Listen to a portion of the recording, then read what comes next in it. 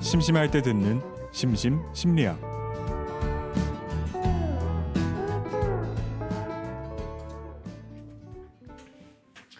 안녕하세요. 심심할 때 듣는 심리학 심심심리학입니다. 네, 안녕하세요. 박프로입니다. 네, 오늘도 박프로님 모시고 유익한 심리학 얘기 들어보도록 하겠습니다. 박프로님 오늘 어떤 얘기 갖고 오셨나요? 오늘은 심리 상담사랑 정신과 의사가 무슨 차이가 있는지 그거에 대해서 얘기를 해드리겠습니다. 저희가 TV나 드라마에서 많이 보는 건 정신과 의사죠? 그렇죠. 대부분 정신과 의사죠. 근데 사실 저도 느끼기에 심리 상담사랑 정신과 의사랑 되게 비슷한 것 같아요.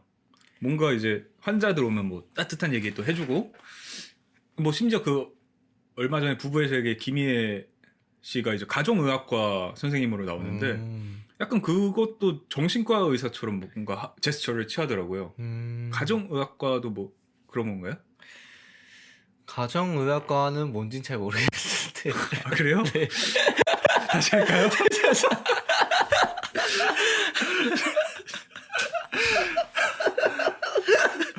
아니에요. 모르면 모를 수 있어요. 다시 안 갑니다. 다시 안 가나요? 다시 안 갑니다. 제 가정의학과를 아니, 심리학 배우시는 분이 가정의학과까지 모든 걸 알 수는 없어요. 자연스러운 겁니다. 근데 가정의학과가 뭘까요? 이게 가정의학과가 이게 제가 알기로는 확실하지 않을 수 있는데 이게 좀 그 가정이나 개인 환자들에 대해서 좀 친밀하게 다가가가지고 네. 좀 카운슬링 같은 것도 하고 상담 이런 것도 하면서 좀 의학적인 질병 관리 같은 느낌이 있는 걸로 알고 있어요. 보통 사람들이 보기에는 비슷하게 느껴질 수도 있겠네요. 그럴 수 있죠. 근데 좀 이제 좀 많이 다르죠. 심리 상담사는 사실 생물학적인 질병에 대해서는 잘 몰라요. 잘 몰라요? 네, 배우지도 않고 의사랑 확실히 다르죠. 박프로님이 가정의학과에 대해서 잘 모르는 것처럼. 그럼요. 잘 몰라요. 가정의학과는 이제 질병에 대해 아니까 가정들끼리 뭐 유전적으로 뭐가 있는지 아니면 지금 뭐 어떤 증세가 있어서 어떻게 관리를 해줘야 되는지 좀 예후 좀 막 사전에 처방하는 그런 느낌인 거죠.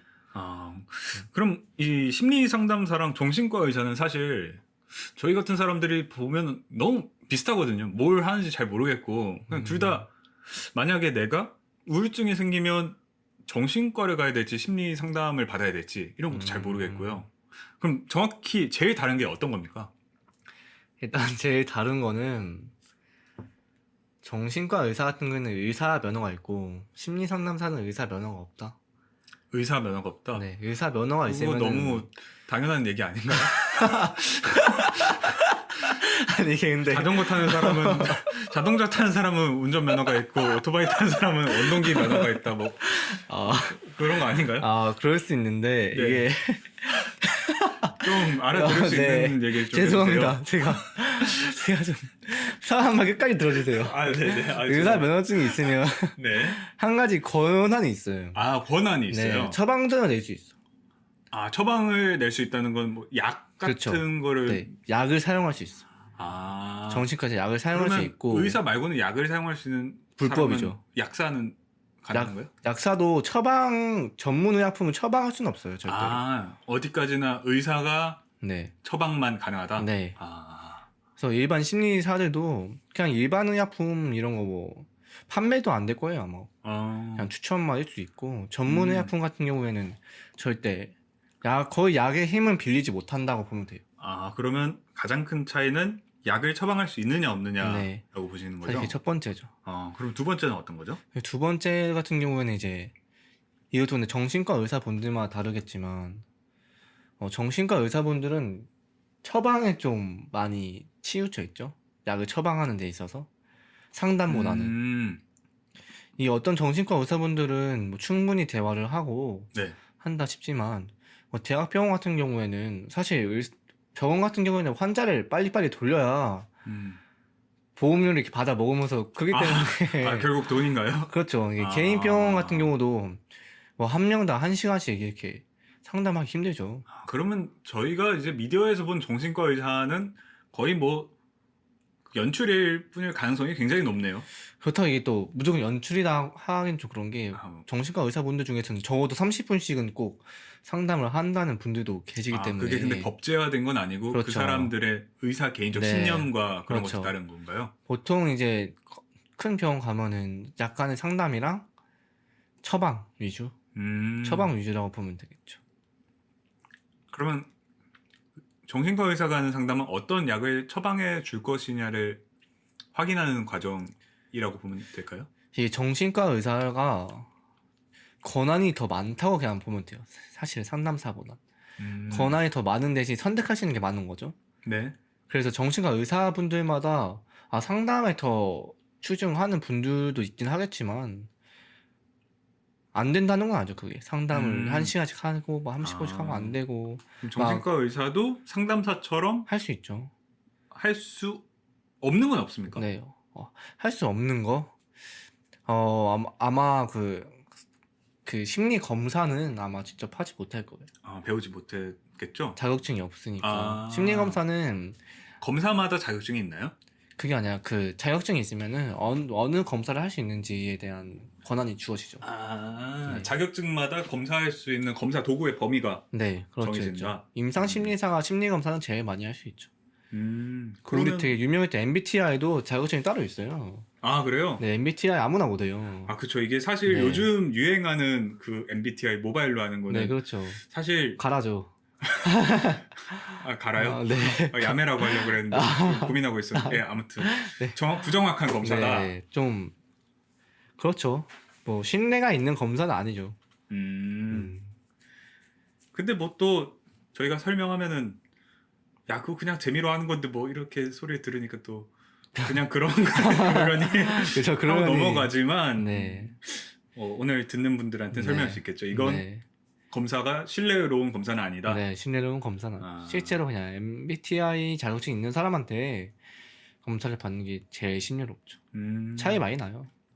그러면 그럼 제가 어딜 가야 됩니까? 제가 우울증에 걸리면.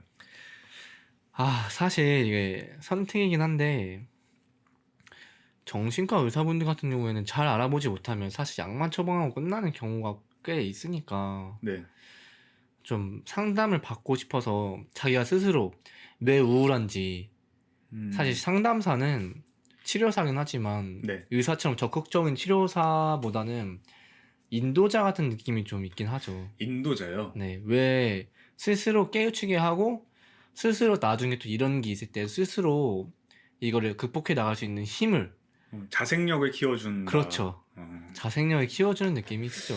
그럼 어떻게 보면 심리 상담사는 한의학이고 정신과 의사는 양의학이라고 보면 될까요? 아픈데 부러지면 바로 이렇게 접붙해주는 그렇죠, 게 그렇죠. 약 처방이라고 본다면 네. 심리 상담사는 기를 통하게 해서 거기에 일맥상통하게 마음을 편안하게 해서 그렇죠.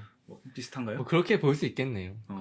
그렇죠. 심리학은 사실 이렇게 극적으로 너의 우울을 바로 치료해주겠다. 네. 이렇게 하는 게 불가능하다 보면 돼요. 그럼 약으로는 그게 되나요? 약 같은 경우에는 이게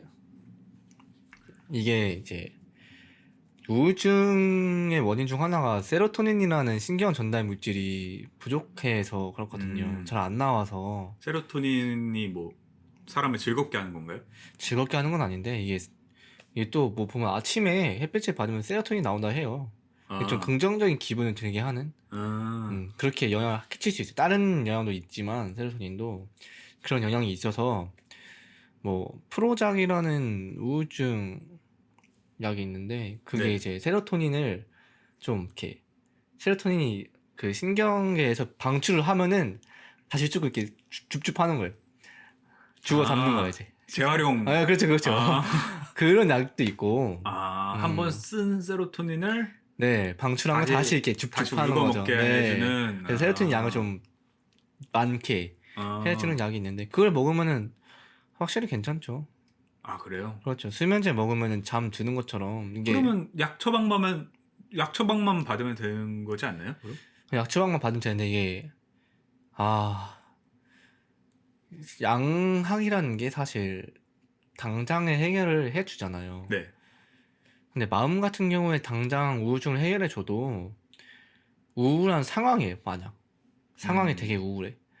약을 먹다가 약이 끝났어. 네. 그럼 다시 우울증이 돌죠. 아. 상황이 그대로 있으니까. 그럼 혹시 그럼 약을 계속 먹으면 안 되나요? 아, 약을 계속 처방받는 거는 사실 어떤 약이든 약을 계속 먹으면 안 좋기 때문에. 뭐 내성 같은 것도 생기나요? 그러니 어떤 약이든 내성이 있죠. 네. 그러면 한 알 먹던 거를 1년 뒤에는 두 알을 먹어야 내가 덜 우울하고 그 정도까지. 그 약마다 다르겠지만 그 정도까지는 아닐 수 있는데 내성이 어쨌든 생기긴 하죠. 그리고 음. 의사분들이 그렇게 1년 내내 먹으라고 하지 않을 거예요. 그러면 정신과 의사는 나중에는 어떻게 환자를 치료하나요? 정신과 의사분들 같은 경우에는 나중에 또 우울하면 그냥 우울증 약 처방을 할 수도 있고, 근데 이건 또 정신과 의사분들은 권한이 많으신 분들이기 때문에 다 개인의 선택이에요. 뭐 이상한 음. 그냥 약만 처방해 주시는 분들은 그냥 계속 약 처방해주고, 뭐 약 돌려가면 처방해주고 이러고 끝내는 분들도 있고, 상담을 좀 해주시는 분들도 있고, 아니면 정신과랑 심리 상담이랑 연계되어 있는 곳이 꽤 많거든요. 그래서 심리 상담소로 보내주는 정신과 의사분들도 있어요. 아, 처음엔 급한 대로 약을 처방했다가 뭐 이렇게 네, 가서 개인의 삶에서 다시 행복을 찾게끔 도와주는 네, 그렇죠. 상담사. 네, 그럼 상담사는 이제 스스로 이제 해결할 수 있게끔 도와주는 인도자라고 하셨는데 네. 구체적으로 어떤 걸 하나요, 상담사는? 아, 상담사 같은 경우에는 사실 우리가 상담사 하면은 그냥 친구한테 상담받는 건 줄 알아요. 그러니까 이제 네, 영화에서 맞죠. 보면은 부잣집 네. 이제 어르신들이 막 아들이 막 가난한 집 여자랑 결혼했어. 네. 그러면 이제 어떤 분한테 아, 찾아가가지고 아. 막 그러면 이제 몇 마디 들어주고 막 네. 가래. 이제 시간 다 됐다고. 아. 뭐 그런 게 전부거든요. 그런 건가요? 아, 그런 건 아니고. 그런 건 아니죠. 상담사가 생각보다 되게 많이 배워요. 네. 되게 까다롭고 자격증 따는 것도 배우는 양도 많고. 그래서 그냥 친구한테 이제 아, 나 너무 힘들어서 뭐 어떻게 됐어. 이렇게 뭐 받을 수 있는 수준이 아니라 상담사는 이제 분석을 하죠. 분석이요. 네, 제가 들으면서 이게 사례 개념화라고 하는데, 얘가 어떤 옛날 어떤 일에서 어떤 감정이 들었고 이런 거 하나하나 계속 물어봐요. 보통 친구 같은 경우에는 이제 아, 나 옛날에 뭐 어떤 일이 있었다, 부모님과. 친구 아니야? 너무 힘들었겠네, 이렇게 말을 하는데, 네. 상담사는 공감도 해주면서 그때 어떤 기분이 들었나요? 지금은 그게 어떻게 다가와지나요? 이런 식으로 물어보면서 그 내담자의 심리 상태를 파악을 하죠. 근본적으로 어떤 이유 때문에 지금 어떤 병이 발현이 되어 있구나. 만약에 내가 누가 싫어. 그러면 네. 그냥 싫은 걸로 끝나는 게 아니라 그렇죠. 그 왜 싫은지. 근본적인 이유에 네. 대한 것을 이제 파악을 한다는 얘기죠. 네. 그럼 그 파악을 하고 어떻게 해줍니까? 그건 이제 상담마다 다른데, 상담도 기법이 되게 여러 가지이기 때문에. 그럼 상담사도 뭐 이렇게 하시는 분이 있고 저렇게 하시는 분이 있고 뭐 자기가 그렇죠. 뭐 전공이 따로 있는 건가요? 사실 모든 상담사한테 제일 중요한 거는 모든 치료법을 다 잘 쓰는 게 제일 좋거든요. 치료법마다 효과적인 내담자가 있으니까. 근데 아무래도 이제 연구도 하시는 분들이다 보니까 자기만의 분야가 있긴 하죠. 긍정심리학의 대가 이런 느낌으로 뭐, 그렇죠. 네, 이런 느낌으로 있어. 아무래도 더 활용을 하는 기법이 있죠. 상담사 분들마다. 그러면 비용은 정신과랑 상담 받는 것과 뭐 어떻게 차이가 있나요? 저희가 사실 뭐 우울증이 있을 때도 어딜 갈지 이제 알고 가는 것보다 네. 비용이 되게 중요하거든요.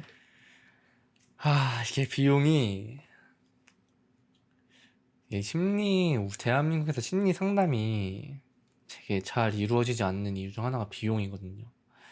네. 내가 생각해도 비싸요. 비싸요? 엄청 비싸요.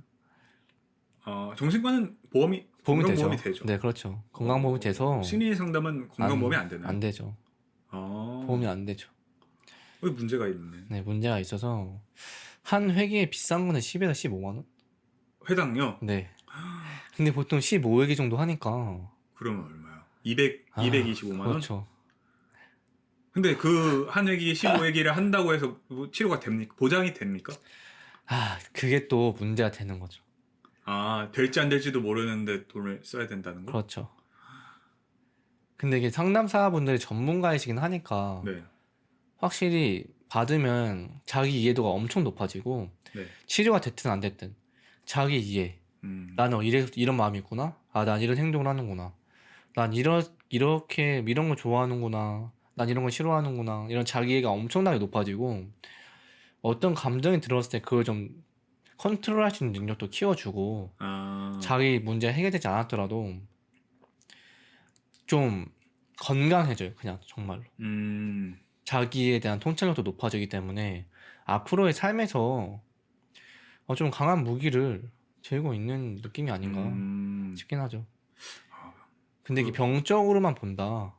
그냥 똑같은 우울증인데 뭐 15회 말 무조건 치료될 수 있음?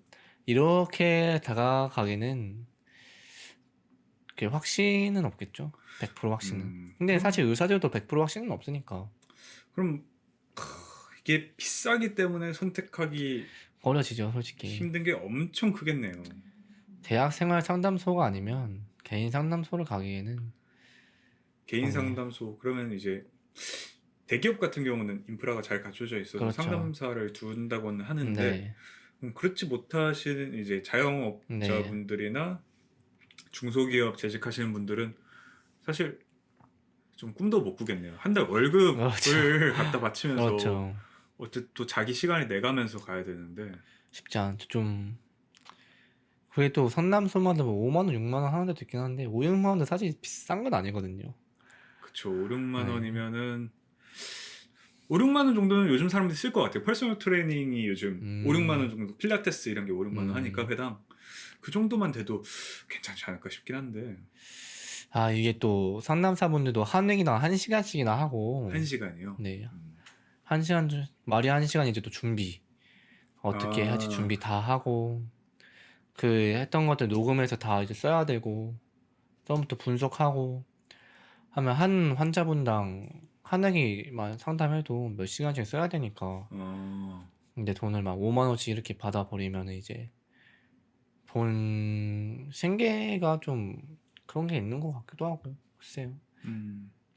지난 회차에서 뭐 심리학 전공에서는 돈을 많이 못 번다고 네, 그렇죠. 하셨는데 근데 이렇게만 들으면 비싸잖아요. 네. 그럼 돈을 많이 버실 것 같은데. 이게 일단 개인 상담소를 차릴 수 있는 분이 많지 않아요. 아, 건물이 있어야 되고. 그래요? 그렇죠.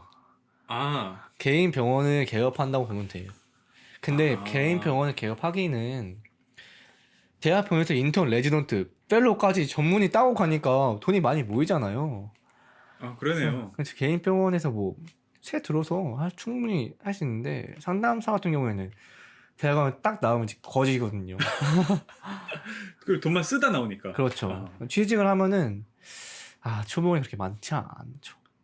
취직하게 되면. 야, 이게 되게 참 안 좋네요, 상황이. 그렇죠. 이렇게 대한민국에서 상황이 상담사가 이렇게 좋지는 않아요. 그럼 상담사도 돈이 없고, 내담자도 돈이 없고, 그렇죠. 도대체 그 돈은 누가 버는 거죠? 그렇죠. 아, 그래서 근데 사실 상담사가 상담소 가는 게 나쁘지 않아요. 괜찮아요. 상담 음, 받아보는 게. 그리고 이게 또 상담사 정신과 의사분들도 그렇겠지만 누구를 만나다 중요하기 때문에 네. 잘 알아보고 가야죠. 상담소를 가려면. 정말 자격증도 그런 자격증이 있는가. 잘 모르니까 민간인 분들은. 음, 민간 자격증 이름도 되게 이상해. 그 인터넷으로 딸 수 있는 자격증명이 심리 상담사야. 심리 상담사요? 심리 상담사 자격증. 안 이상한 거 아니에요? 이게 야매 자격증이 심리 상담사니까 이상한 거지. 이 정도 타이틀이 달아서는 안 되는 그렇, 자격증이. 네, 그렇죠. 심리 상담사, 아, 상담사잖아. 심리 상담사. 아, 근데 정말 협회에서 인정한 자격증이 상담 심리사야. 아, 먼저 선점을 하는 거예요. 그건 잘 모르겠어요. 그거까지는 모르겠는데 아. 상담 심리사가 인정을 받는 자격증이고 문제가 많네요. 심리 상담사가 야매 자격증이니까. 아, 그러면 이거는 소비자 입장에서는 모르죠. 너무 속기 쉬운 거 그렇죠. 아닌가요? 상담사 자격증 있네? 하고 가는 거죠. 야, 이거 근데 돈은 또 비싸게 내고. 돈 거의 똑같이 받을 거 아니에요. 그렇죠. 아, 아니면 더 싸게 받든지 그분들은 싸게 받는 게 또 경쟁력이 있는 거고. 너무 이거 폐해가 심각한데요. 그래서 폐해가 심각해서 뉴스에도 나오기도 했는데 바뀌진 않더라고요. 역시 정계로 빨리 그럼요. 가셔야겠습니다. 빨리 가야죠. 그러면 심리 상담이 이제 꼭 필요하고 많이 보급이 돼야 된다고 생각을 하시는 거죠? 미국 같은 경우에는 상담 받는 게 되게 자유로워요.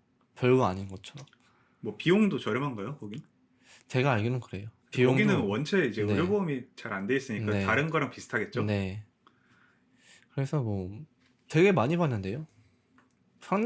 나 상담 받고 왔어라고 말했을 때 이상하다고 보는 시선도 우리나라만큼 많지도 않고 우리나라 같은 경우는 상담 받았다는 게 좀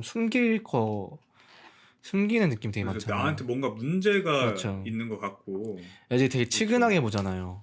상담 네. 받고 왔다 하면 너 어디 안 좋니? 치근하니? 병원 갔다 오면 너 어디 아프냐? 하고 끝났는데 상담사는 상담 갔다 왔다 하면은 계속 그래. 그래서 만날 아. 때마다 쟤는 좀 우울한 애야 이런 느낌도 있고 아, 좀 막 눈에 보이잖아요 그런 게. 그럼 뭐 저기 뭐 예를 들어 미국 이런 데는 그냥 감기 뭐 이 정도로 그렇죠. 예. 너 최근에 우울한 일 있었니? 이런 느낌. 병원 갔다 와니랑 비슷하게. 왔어. What's the matter? 막 이런 거야. 나한테 상담 받아. 막 이런 식으로. 그런 느낌. 면에서는 굉장히 정신 의료 쪽에서는 선진국이라고 볼 수 그렇죠. 있겠네요. 네, 확실히 우리나라도 많이 나아지긴 했지만 네네. 더 나아져야죠, 사실은. 근데 지난 회차에서 또 대학원을 나와서 할 수 있는 것 중에 임상 심리사가 있다고 네, 그랬는데 임상 심리사도 있죠. 임상 심리사는 또 뭐죠? 사실 심리 상담사랑 정신과 의사분들이랑 큰 차이 중 하나가 또 있는데, 이게 좀 더 심각해. 정신과 의사분들은 다루는 그 질병의 내용이 더 심각해요. 아, 상담사보다요? 네, 아, 상담사는 이제 좀 덜 심각한 케이스를 다루죠. 아, 그럼 뭐 그냥 뭐 내가 우울해서 뭐 대인관계에서 우울해서 오고 이런 느낌이죠. 그러면은 심리 상담사는 뭐 보통 이제 나의 불편함을 다룬다면 정신과에서는 남까지 불편하게 하는 사람? 뭐 그 정도의 심각성으로 보면 될까요? 정신과 의사는 뇌적으로 정말 문제가 있는 아, 뇌 쪽으로? 뇌에 정말 기질적인 문제가 있어서 약을 먹어야 되고 아, 정신분열증 예를 들면 네네. 정신분열증 같은 경우에는 상담으로 고칠 수가 없어요. 약 먹어야죠. 아, 그건 안 돼요? 정신분열증은 뇌가 정말 문제가 있는 거라서 약 먹어야 돼요. 그럼 우울증 이런 건 그것도 어쨌든 근데 뭐 세로토닌? 네, 그 분비에 따라 이제 달라진다고 했는데 그거는 뇌가 달라진다고 보지 않는 건가요? 이게 세로토닌 호르몬 같은 경우에는 컨디션도 영향을 되게 많이 받잖아요. 네. 그래서 마음이나 뭐 주변 환경에 따라 얼마든지 바뀔 수 있는 건데 한 대 쳐 맞았어요 제가. 네. 한 대 맞았는데 코피 뻥 터졌는데 내 마음이 좋아진다고 코피 줄어드는 거 아니잖아요. 아, 그렇죠. 그렇죠. 정신분열증 같이 이렇게 심각한 병들은 정말 병이 있는 거예요. 그러면 뇌에 문제가 있는. 좀 정신과 의사는 뭐 머릿속 뇌를 네. 하드웨어랑 소프트웨어로 본다면 하드웨어적인 문제가 네. 심각한 경우 네, 그렇죠. 하드웨어가 심각해서 뭐 자폐 분들이시는거나 이러면 약을 꼭 먹어야 되는. 심리 상담은 그냥 뭐 바이러스 하나 뭐 V3 돌리면 되는 좀 마음의 문제 뭐 옛날 뭐 정말 예를 들면 뭐 전쟁이 있었어요. 만 20년 전에. 네. 그래요. PTSD가 있을 거 아니에요. 전쟁 다음에 막 심리적으로 이번에 그 사이코지만 괜찮아서 나왔었는데. 저거 봤어요. 봤어요? 연출이 아주 버스에서 막 그쵸, 알죠. 할아버지가 막 그쵸. 뭐 그 전쟁을 기억하면서 막 애가 그분이 혼란스러워하고 막 어쩔 줄 네. 몰라 하잖아요. 네. 그런 건 이제 상담으로 해결을 할 수가 있죠. 조금씩. 그래서 임상심리사 질문에서 갑자기 빠졌는데, 네. 임상심리사 같은 분들도 이제 좀 병리적으로 좀 심각한 분들을 더 다루는 편이죠. 상담사 분들보다. 심리사는 뭘 하시는 분들이죠? 임상심리사. 네. 임상심리사 분들은 사실 병원에서 일하시는 분들이에요. 병원에서 일을 하시는데 어떤 일을 하시죠? 검사를 많이 하죠. 심리검사. 검사요? 네. 검사에 대해 되게 전문적인 사람? 그럼 정신과 의사랑 같이 일을 하는 건가요? 보통 그렇죠. 병원에서 일을 하니까. 아, 그러면 저희 건강검진하면 문진표 작성하고 의사 선생님 보는 것처럼 네, 뭐 임상심리사를 통해서 검사를 한 다음에 뭐 정신과 선생님을 본다던가 네, 뭐 그런 구조인가요? 그렇죠. 아, 그럼 네, 파트너. 네 파트너 같은 느낌. 네, 그래서 어, 임상심리사분들은 검사에 좀 검사할 수 있는 양도 훨씬 많아요. 상담사분들보다 검사할 수 있는 검사지도 많고 좀 더 전문화되어 있죠. 검사하는 거에 분석도 더 잘하고. 음, 그리고 정신과에 오시는 분들이다 보니까 좀 병리적으로 문제 있으신 분들도 많이 오고 음, 심리 상담사 같은 경우는 이제 그 인지적으로 자기 상태를 아예 파악하지 못하는 분들은 못 와요. 아, 그래요? 네, 정말 문제가 있어서 인지적으로 근데 치매 이런 분들은 치매분들도 상담을 받을 수 있기는 한데 네. 보통 정신과로 가는 게 낫죠. 약을 받는 분이 확실히 나아요. 이건 구분을 하긴 해야 되는 게 상담사, 심리 상담사의 한계점이라고 하기보다는 더 맞는 게 있는 거죠. 더 잘 맞는. 강점을 발휘할 수 있는 분야가 네, 다르다. 그렇죠. 치매 같은 경우에는 뇌에 문제가 있는 거기 때문에 음, 약을 먹으면서 병행하는 게 훨씬 낫죠. 근데 이제 우리나라 같은 경우는 상담에 대한 이제 가벼운 질환에 대한 약간의 거부감이 있잖아요. 네. 그냥 약해 보이기도 하고 음, 그냥 제가 그냥 이상해서 그런 거예요. 이런 인식이 있으니까 어떻게 보면 그렇기 때문에 상담사가 시장이 작을 수밖에 없는 이유도 있겠네요. 그렇죠. 아직은 인식이 마음의 병이 옛날보다는 좀 더 이제 인정을 해주는 편이긴 저 한데, TV에서 막 연예인들 네. 나와서 공황장애 이런 거 그렇죠. 고백도 많이 하고 그렇죠. 하는데 여전히 근데 네, 아직은 좀, 저도 그런 것 같아요. 누군가 그렇게 얘기하면은 그냥 이전처럼 바라보는 게 쉽지가 않은 것 같아요. 그렇죠. 이게 뭐가 문제냐면, 그냥 잠깐 지나가는 거거든요. 감기처럼, 마음의 병도. 네. 근데 그렇다고 생각하지 않는 것 같아. 음, 그냥 정말, 좀 우울해. 우울한 애야. 이런 느낌으로. 음, 정말 살다 보면 우울한 시점이 있어요. 사람들마다. 그렇죠. 근데 우울한 애야라고 보게 되는 것 같아. 상담까지 음, 받을 정도면 쟤는 어디 많이 우울하고 하거나 뭐 옛날에 무슨 일이 있다거나 아, 이렇게 보게 되는 것 같아. 그냥 누구한테나 올 수 있는 게 왔다가 지나가는 그런 게 아닌 걸로 보게 되는 것 같아요. 음. 그러면 이제 시간이 벌써 이렇게 됐네요. 아, 벌써 이렇게 됐나요? 일단 그럼 마지막으로 심리 상담가랑 정신과 의사, 임상심리사 이제 한마디로 마지막으로 비교를 한번 해주시죠. 비교를 하면은 심리 상담사는 좀 이제 일상생활에서 언제든지 느낄 수 있는 그런 정서적인 문제들을 이런 같은 경우를 좀 심도 깊게 맞나? 네. 심도 깊게 서로 말하면서 자기 이해도 높아지고 음, 좀 스스로가 힘이 생긴다 보면 돼요. 마음을 음, 컨트롤할 수 있고. 네. 그리고 정신과 의사분들 같은 경우에는 이런 상담도 진행을 하긴 하겠지만 그 상담보다는 좀 병리적인 문제가 있으신 분들한테 정신적으로 약을 처방해 주는 거에 중점이다. 약 처방이 중점이다. 네. 네.